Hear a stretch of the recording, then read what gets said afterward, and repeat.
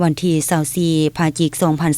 2025คณะพรรคข้างฐานแผนกอุตสาหกรรมและการค้าแขวงได้เปิดบานดำเนินชีวิตการเมืองกวดกาหน่วยภาคปลอดภัยเข้มแข็งหนักแน่นประจำปี2025ขึ้น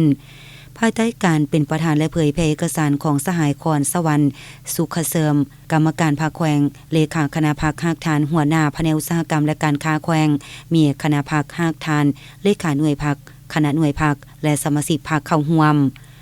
ในบทดำเนินชีวิตการเมืองครั้งนี้บรรดาสหายสมาชิกพรรคพนักงานราชการจะได้เสริมนิติกรรมที่ติดพันกับการกวดกาประเมินเป็นต้นแม่นคำสั่งของกรมการเมืองศูนย์กลางภาคเลขที่01ทับกมสพลงวันที่3มังกร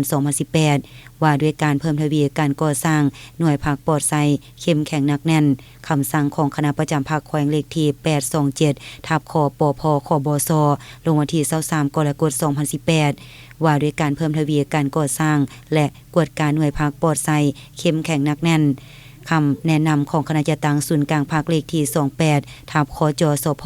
ลงวันที่14กุมภาพันธ์2025เกี่ยวกับการก่อสร้างหน่วยภาคปลอดภัยเข้มแข็งหนักแน่นเพื่อเป็นบอนอิงให้แก่สมาชิกภาคพนักงานราชการในการกวดการตีราคาการสำรวจทาบทามคำคิดคำเห็นการตีราคาจัดประเภทการจัดตั้งห้างฐานพรรคสมาชิกพรรคและพนักงานโดยติดพันกับมาตรฐานเงื่อนไขในการสร้างหน่วยพรรคปลอดภัยเข้มแข็งหนักแน่นสำหรับการดำเนินชีวิตการเมืองกวดการหน่วยพรรคปลอดภัยเข้มแข็งหนักแน่นครั้งนี้